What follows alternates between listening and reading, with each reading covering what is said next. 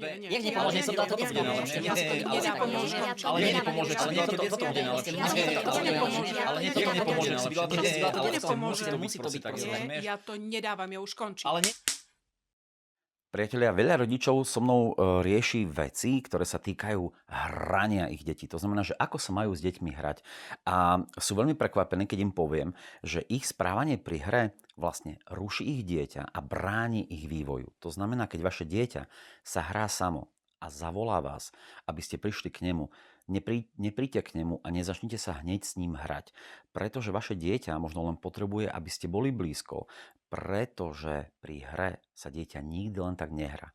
Dieťa vždy na niečom pracuje na svojom rozvoji a možno vás len potrebuje mať blízko, aby si bolo isté, že je tu niekto, kto mu pomôže. A keď prídete vy, práve vtedy, keď vás dieťa zavolá a ono sa hrá a pracuje na svojom rozvoji a vy vstúpite do hry, zrušili ste práve ten rozvoj. Takže keď vás dieťa zavolá k hre, príďte, sadnite si a čakajte, či vás zavolá do hry. Keď vás zavolá do hry, tak vtedy mu pomáhajte a nesnažte sa ovplyvňovať hru.